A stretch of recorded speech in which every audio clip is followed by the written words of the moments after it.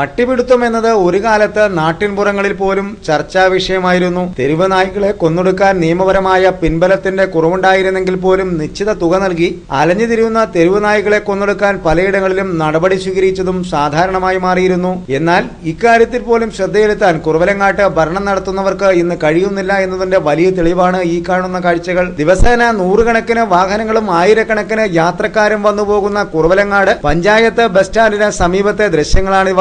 തെരുവ് നായ്ക്കളുടെ വലിയൊരു കൂട്ടം തന്നെ ഇവിടെ സ്വൈര്യവിഹാരം നടത്തുകയാണ്. സമീപമുള്ള മത്സ്യമാംസ മാർക്കറ്റിലെ അവശിഷ്ടങ്ങൾ വലിച്ചിഴച്ചു കൊണ്ടുപോവുകയും അവ തെരുവിലടക്കം കൊണ്ടുനടന്ന് ദുർഗന്ധപൂരിതമാക്കുകയും ചെയ്യുന്ന ഇവറ്റകളുടെ ജോലി അവസാനിപ്പിക്കാൻ പോലും ഇവിടുത്തെ പഞ്ചായത്ത് ഭരണത്തിന് നേതൃത്വം നൽകുന്നവർക്കോ കഴിയുന്നില്ല എന്നുള്ളതിന്റെ നേർക്കാഴ്ചയാണ് ഈ കാണുന്നത്. അയൽ പഞ്ചായത്തുകളിൽ പലയിടങ്ങളിലും തെരുവ് നായ്ക്കളെ കൊന്നെടുക്കാൻ നടപടികൾ സ്വീകരിച്ചിരുന്നു. എന്നാൽ ഇത്തരത്തിൽ നടപടി വേണമെന്ന് ആരും വാശി പിടിക്കുന്നില്ല.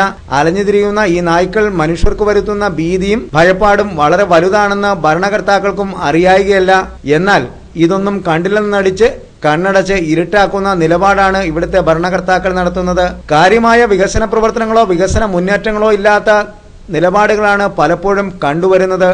തെരുവ് നായ്ക്കൾ അലയുന്ന ഈ സ്ഥലത്തിന് സമീപത്ത് നിയമലംഘനം നടത്തി പബ്ലിക് കംഫർട്ട് സ്റ്റേഷൻ നിർമ്മിക്കുന്നത് സ്വകാര്യ വ്യക്തിയാണെങ്കിൽ ക്ഷമിക്കാമായിരുന്നു. അതിന് നേതൃത്വം നൽകുന്നത് തന്നെ പഞ്ചായത്താണ്. 1 ഇഞ്ച് ഭൂമി കയ്യേറി നിർമ്മാണ പ്രവർത്തനം നടത്തിയാൽ അവ കയ്യോടെ കണ്ടെത്തി ഒഴിപ്പിക്കുന്ന പഞ്ചായത്ത് തന്നെ നടത്തുന്ന ഈ നിയമലംഘനം തന്നെ ഇവിടുത്തെ അനാസ്ഥയുടെ വലിയ ഉദാഹരണമായി അവശേഷിക്കുകയാണ്.